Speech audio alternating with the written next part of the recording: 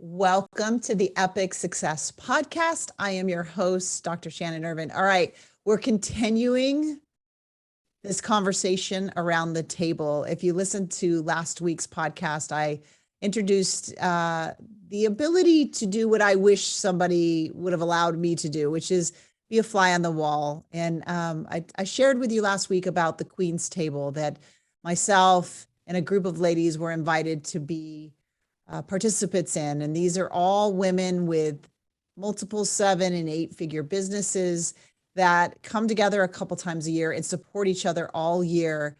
And it really is the thinking and the conversations, the struggles that we help elevate and lift each other up and then celebrate with each other in our victories. And I get to introduce to you somebody that I don't know if you know of her, but after today, you're going to want to get to know her. So Thea Wood is the founder of Kick Fear in the Face. And you're going to hear all about a book that she's releasing that you're going to have to get your hands on. But this queen is amazing. And Thea, I'm just so excited to have you on the podcast. Dr. Shannon, I call you Shannon, but yes. Wow, her credentials are amazing. And just so grateful to be sitting at the table with you. Isn't it amazing to be invited to the table, and that everyone is invited to the table? Yeah. And that's really what I know that you do every day. So I'm so honored to sit at the table with you today. I think part of my heart is just to break down the lies that are going on in the marketplace, that success is just this linear version of life. And if it's not going that way, or if you run into any issues, or if you run into things that aren't going the way you want them to go, that is, for a lot of people, signs to pull back, signs to play small. Yeah. And your whole mission is around Kick Fear in the Face.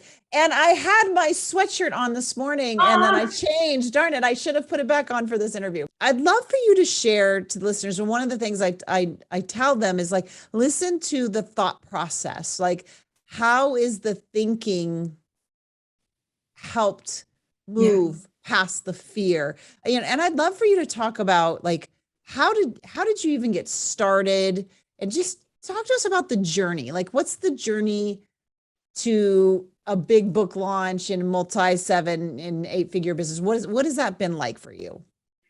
Well, I think the journey all started with a decision. At a young age, I felt very called. I think probably maybe even 5-7 years old, I knew I was called to do big things, but I'm a small town girl. I'm from Midwest Iowa, a town of 2,000 people. So what do parents of a firstborn, first of 4 girls do with someone like me? But they invested in me. They gave me opportunities to go and stay with aunts and uncles for the summers. And I got a bigger vision for my future. So I don't know where you're at as a parent, but if you can do that for your kids, if you have a child that's like a big dreamer, I'm grateful for that, for my parents, because they gave me that opportunity to experience life. They sent me at 16 years old on an exchange to Germany. And so then I went off to master's commission at 17 years old, which is an internship program that really, you spent 10 months out of your life, just service driven, no dating, all about Jesus, and, making Christ known to the world. So that started really young in my life. But then here's what happened. My 20s happened. And my 20s happened too. I hear you.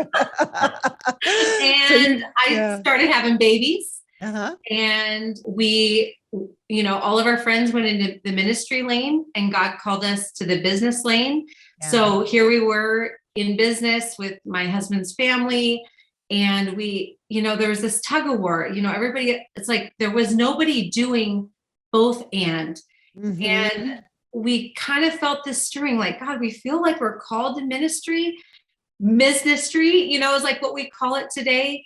But how do we make this happen? And it really started with a decision to take personal responsibility and not blame and be a victim any longer, but become a victor. And that started in my health, in the area of my health, my physical health. I started working with an inner healing coach back in the early 2000s. And so it started young, but then it began to percolate in my late 20s, where I had fallen asleep and I woke up and I'm like, what in the heck? Like, I've got to do something. there's a bright future ahead.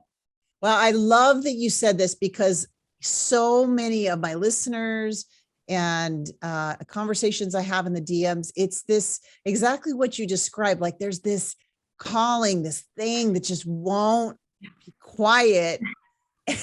And a lot of times we did experience a taste of that early on, and we did the shoulds, right? We should on ourselves. We did all the shoulds. I should do this. I should be whatever with you. We become a mom, and then you do all of what you mirrored from past around what a mom means, and moms don't do that, or moms do that, or like all those conversations. And that voice is just like, it's that, I always say the siren song, but it's like that calling, or if you have girls at all, like it's the calling of, like, I hear that sound from Frozen, like, yes. Yeah, it's that thing, I know, it's all the Disney where they're all feeling called out, they're feeling called, but and you stepped into it, however, in a very authentic way, in a world where that is not the norm. The norm is to elevate an ego and hustle, and I mean, you hustle, meaning you work, but you went the direction of helping set people free. So talk a little bit about that journey as you were, you're building your business and you're feeling called. When I hear and I read the very first time, Kick Fear in the Face, I know that started with a personal journey to do that. So I'd love for you to share a little bit of the journey you've been through. Yeah, well, it definitely started with daring to be misunderstood. I was finally having success and having breakthrough, and some of the people that I would think would be cheering me on, some of the closest people, which I don't want to name them, but would be like, yeah, go. But they're like, oh, don't chase money, or, oh, you need to just be grateful and be happy being a mom. Like, why are you running after this? Why are you going, like, I see you doing too much. So it started there. And I remember I was sitting in a coffee shop. The girls were having coffee.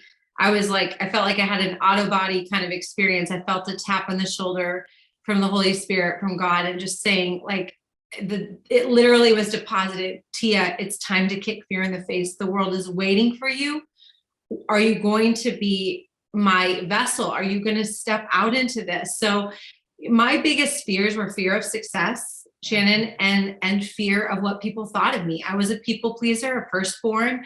And so I had to shake off that spirit of heaviness, and made a decision that day to start going live on social media. This is in 2011 and 12. Wow. Live was hardly even, what? I don't think it was even live. I think I pre-recorded and uploaded it. And I just started sharing the journey and inviting people to realize everything we wanted, everything we're called to bring heaven to earth, everything that we want that is behind our eyes. I remember when Bob Proctor says, if you can see it behind your eyes, you can have it in your hands. That's scripture. That's God says, if you can imagine it, you can bring it into reality. And for me, my pastor's wife or my mom was not responsible for the dreams and the visions that God had put within me. I'm responsible for that. Right. And shame on me that for 30 years, I was waiting for their approval to be go for it. I've seen stadiums packed with people, worshiping and going all out after life. I've seen, lives transform behind my eyes. I see beautiful properties and my kids thriving, and I'm not going to settle. And so that was my decision. Now, it has come with a lot of adversity and a lot of really hard days, but I made a decision. And once you make that decision, you draw the line in the sand. I've fallen down, I've skidded my knees, but I get back up and I keep going, because when there's so much clarity, I decided to lean into it. Oh my gosh, this is so good. So many directions I want to take this right now. So I got to put a pin in one direction and head one. I want to make sure that people are hearing this, because you said it so beautifully. You don't need to say names, but as people are hearing you talking about people saying those things, I see that stops so many people's calling, so many people's visions, not recognizing or realizing that it's their box they're putting you into, and they don't do it out of spite or anything malintended. It's just the four walls in which they built. If you don't fit that paradigm, it starts to shatter what feels comfortable for them. Right. And so the fact that like you made that decision, even in the face of them being people who are close, because 9 times out of 10, when I'm coaching with somebody or I'm talking to somebody or in the DMs, these aren't like strangers that they're really afraid of, right? These are like the inner circle, the inner sanctum. And that's where it's really hard to still be called and to still say, I had to close my eyes because I've been there before. Like, you know, and know like there is a line in the sand where if you step over, right? If you say, you know what, I have to, like, it is my life's purpose, my life's destiny. And you stepped over. And usually the experience, not always, sometimes the box stays surrounding that person, but usually over time, that box starts to shatter once they see, oh my gosh, like you really are living that. But talk about the decision and some of the you know, there's this lie on the internet that like success is just like this. And somehow we know things here that they don't know back here. And that couldn't be the furthest from the truth. In fact, my biggest successes have been on the back of my biggest failures and like lows of lows where I was like, I think I'm done. Like I want to tap out. In fact, my husband always jokes around. This is a running joke of between the charity and the business. And there's times where I just go, I think I'm done. Like, I think that I can't. And at that point, he's like, yeah, that's the point. You can't.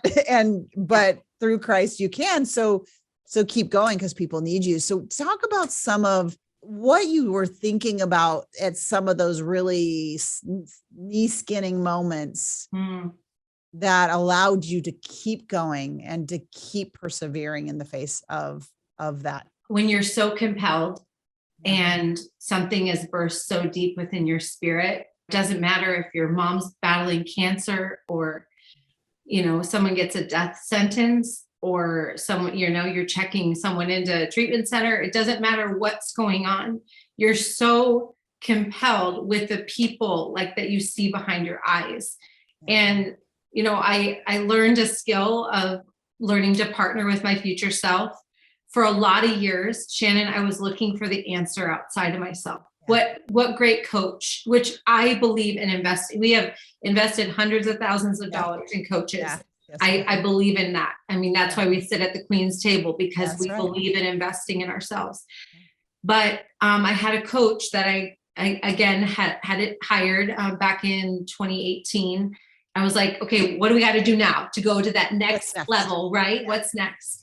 And she's like, you know, like everything is within you. We're going to learn to partner with your future self.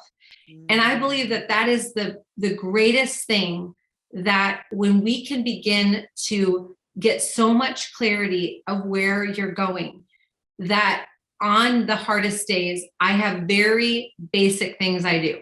Like I make my bed. I know it's super crazy, but Colonel William McRaven, who is like spoke at Harvard, like the top in the military, like said, if you want to change the world, start off by making your bed.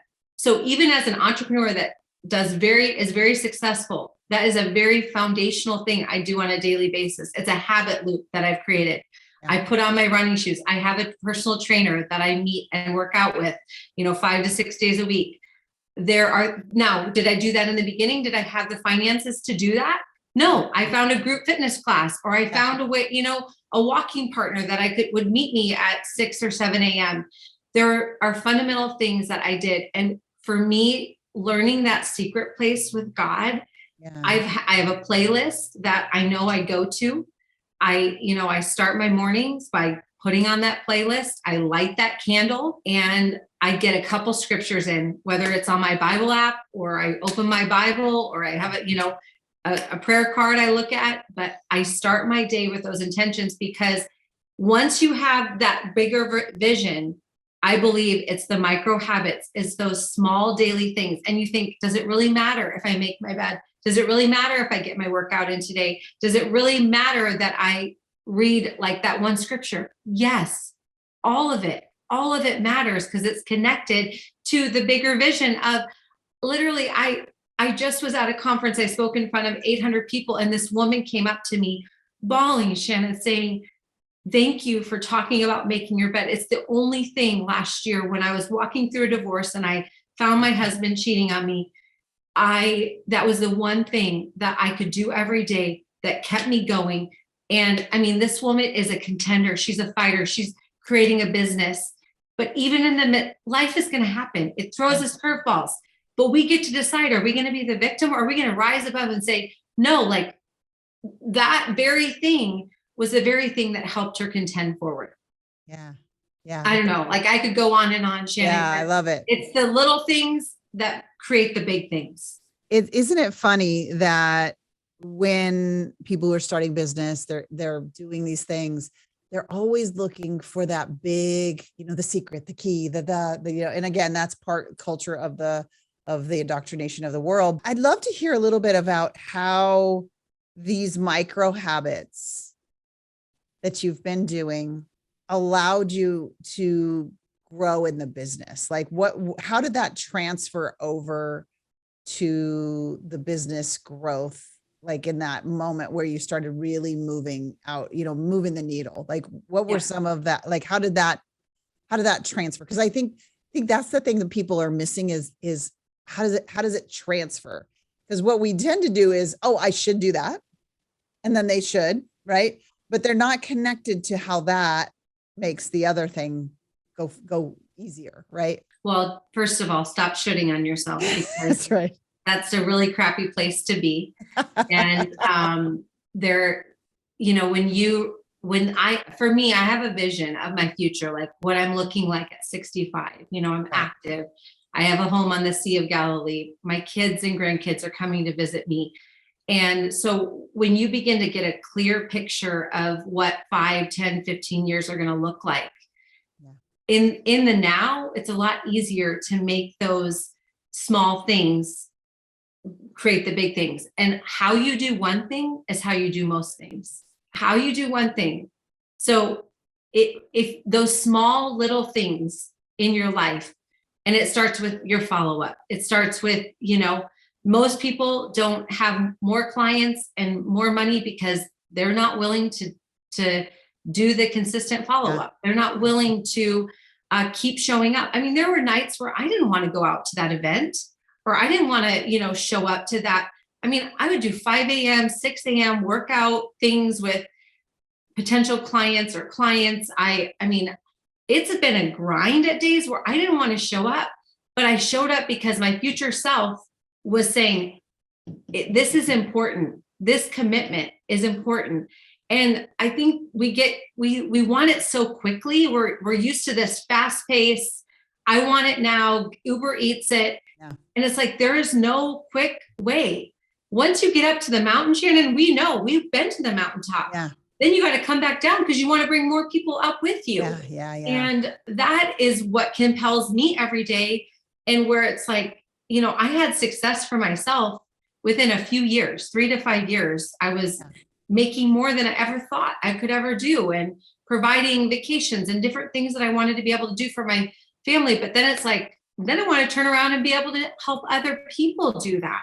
Yeah. And that's really what Kick Fear in the Face is about. It's about not just you, it's about a collective of us, like reaching our hand back saying, you are not alone. Like most people feel like I'm the only one today struggling this, wanting to have success in business, wanting to have a thriving marriage, wanting to have a thriving family. And it's like, no, you're not alone. There is actually a big collective of us, and it's going to be us linking arms together. And that's really what this is about. This divine connection, even here as we're sitting, is because we said, no, we're not going to do this alone any longer. We know we're supposed to be at the table together to do greater things. Yeah. And that is the biggest lie of all is this thing that you have to go alone. Because what do? We want to hide our failures. We want to hide the pain. We want to hide those things because I mean, after all, like if people see those things, then they're not going to want to work with us, right? Right. That's the big illusion. Yeah. And I love that this journey that you've been on is just ripping the curtain and saying, no, like you get to be real again. Because Yeah. guess what? We're all living that. Talk about the journey of writing the book, because I know that was Yeah. that was near close to childbirth. So talk about that process of putting it not just in the business, but then on paper to be able to make an impact. Yeah. Bigger impact. Well, I have birthed 3 children, and I've ran a full marathon. And I believe birthing this book was probably next to almost, I mean, the marathon was harder than even birthing the babies, but that's neither here nor there. But that was part of my healing journey. That was part of my breakthrough journey. But I believe that there's a story in many people that are even listening to this podcast that needs to get written down.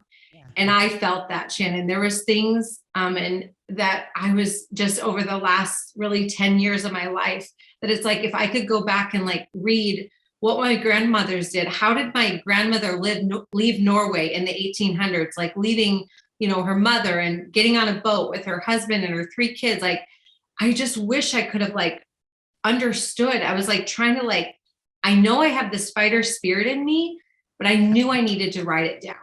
And even though it was hard,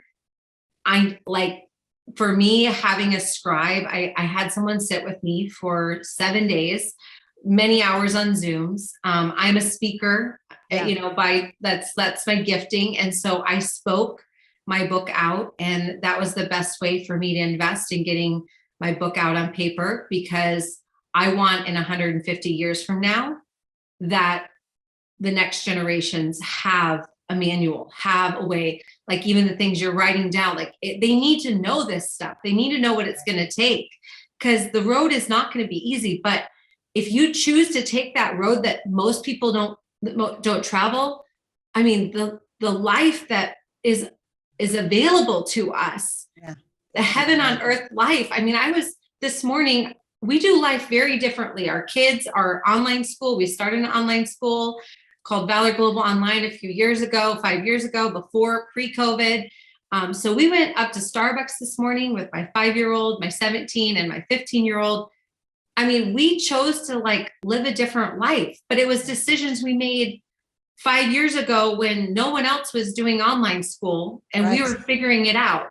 Right. And no one else was understanding how to integrate a nanny and assistant. And we were figuring it out, Shannon. It looks different. Our life doesn't look like the typical family, but who wants that? Nobody wants that anymore. No. We want authentic, we want real. And so, Shannon, what I feel like, it's been a beautiful life. There's days that it's messy. Like if you look around the room right now, like the desk is clear. Yeah. But there's a chair, like I'm seeing all the things out of place. But you know what? What matters is that lives are being impacted, that we're showing up, we're being our best us, and we're using our unique ability. And when you can get your unique ability, like that's what you've done. And that's when you get in that zone, you become unstoppable. So I get a little bit rambly there, but that's okay. I just get so excited for the future of when people can get this. I had that aha, and I got it. And I'm like, let's go. And it sounds to me like what you're saying is the draw to the vision, the draw to the impact started to outweigh the process of getting there and the emotions of getting there. And I won't go left with that because my natural ability wants to go there, but I don't want to. I want to pull over here. So deciding. I mean, it sounds like the theme that runs through it is decision and integrity to the vision. Like, and that's the thing in today's day and age. Like, integrity to the vision is great when you're like getting a lot of attention.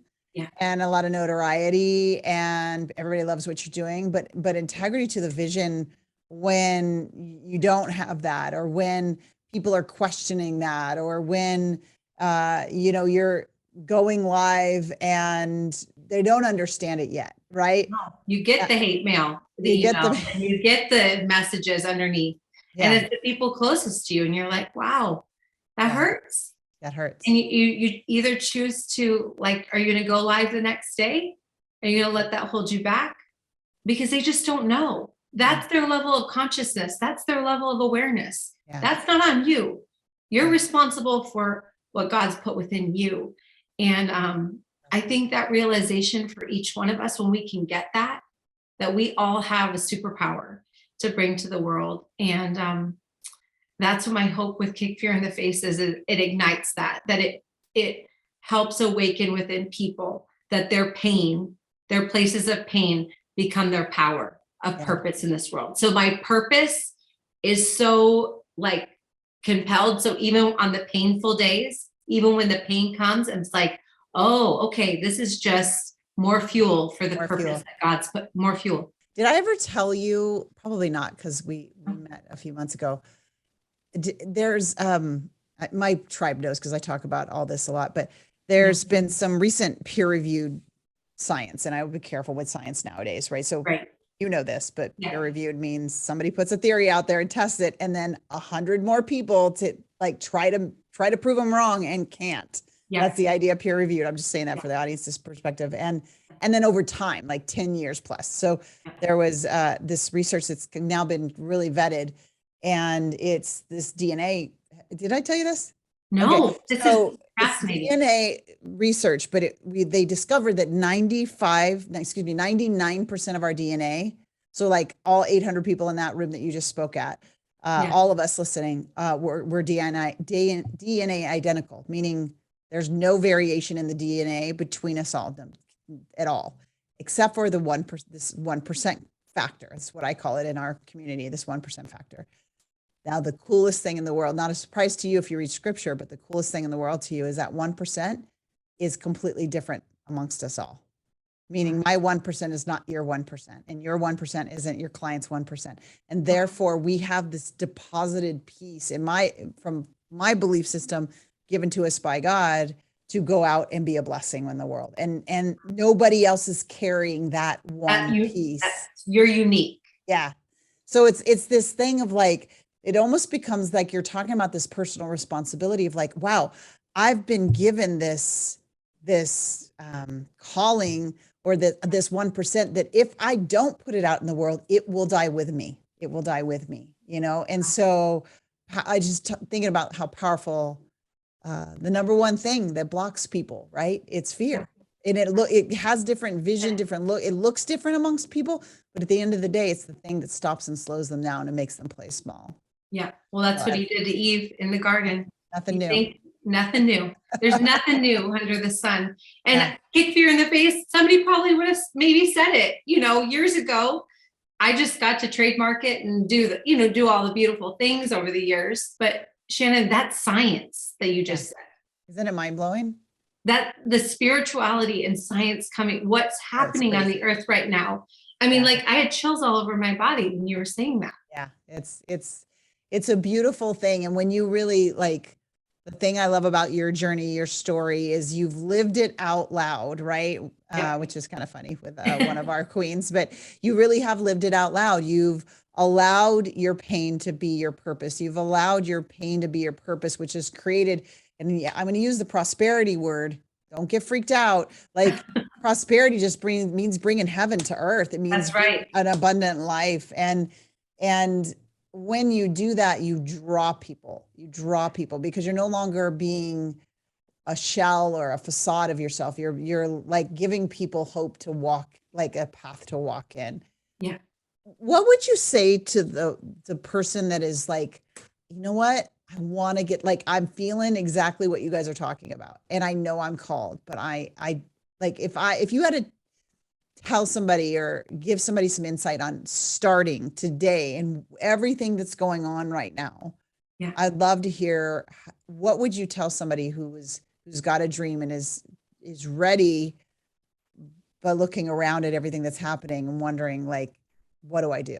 Yeah. Well, first, stay connected to this woman, Shannon, because you want to get yourself around like-minded people. Yeah. And you might be the one and only swimming upstream, right? in your collective of friends and family, but there is a tribe, and this tribe is waiting for you. There's a seat at the table. Take the seat and commit daily. Once you make the decision, it's a daily commitment to be consistent. Find those daily action steps that you can, like that. For me, it's make my bed, get my fitness in. And it's sweating, it's get a sweat on, it's serving another. So my husband, even on my hardest days, who do you need to reach out to today? Who needs to hear from you? Serve another. That's like even in the 12 steps, like it's the service of serving another that gets outside yourself. And laughter. I have a friend that I can call and I can laugh with. I also have some really good YouTube clips of cats that get freaked out by cucumbers. This is crazy, but I know I don't even like cats, but it makes me laugh. On my hardest days, I have these YouTube clips that I go to get myself laughing because it gets me moving forward. So once you decide resistance is going to come, it's a good sign. Oh yeah. The naysayers are going to come. The haters are going to come. That's good. They will become your fans. I promise in time. Just watch. But be committed to the process and stay plugged in here with Dr. Shannon, because you will find freedom, you will find breakthrough, and you will always find a place at the table. Yeah. Oh, what a great place to wrap up. I'm going to definitely put a link for those that are hearing this right now to get a copy of the book right now. I know it's in Kindle, right? Or it's in Audible. So I know so many of you are Audible fans, so don't wait for the hard copy to come out. I want you to get your hands on the book right now. We'll pop that down below. And all the places. How can people connect with you? Where do you hang out mostly social wise? And how can they really connect into Kick Fear in the Face and what you're doing? Yeah, I'm on Instagram. So at Thea, it's Thea Wood, Thea, TheaWood. Or you can follow at Kick Fear in the Face on Instagram. Is a really great place to stay connected. You can follow us at kickfearintheface.com. We've got lots of resources there as well. Great swag, by the way, seriously, great swag. Yes. So I will pop a link down in the show notes so that you can connect with all things Kick Fear in the Face and this amazing book that's coming out. What's your vision? And we'll wrap on this. What's your vision? I'd love people to see what it looks like to partner with your future. So what are you partnering with right now? Like what do you see coming in the future that you're in the practice of partnering with? Well, I'm currently partnering with a vision that I've had for several years to pack out a stadium in the heartland of America, which is in Iowa. It seats about 17,000 people, and the Midwest are my people. I believe in them, and I believe in calling out the greatness in them. So I have a heart to pack out that stadium. That's a big vision for me that I see even you and many being part of in the next couple of years. And really a vision that this book can get into people's hands and they can listen to it in the car and be equipped and empowered to actually go create the life that you see behind your eyes. No longer looking to the left or the right or worried about what people think, but actually go and do everything you were put on this planet to do. And that's my vision, just to see people ignited. Oh, I love it. I love it. Thank you so much for allowing people in your journey, allowing them to hang out with us at the table and hear that it isn't perfect, that it can be messy, but it is absolutely worth it. Go follow this queen, and we'll wrap on that. Thank you so much for being here. Thank you. Nothing better.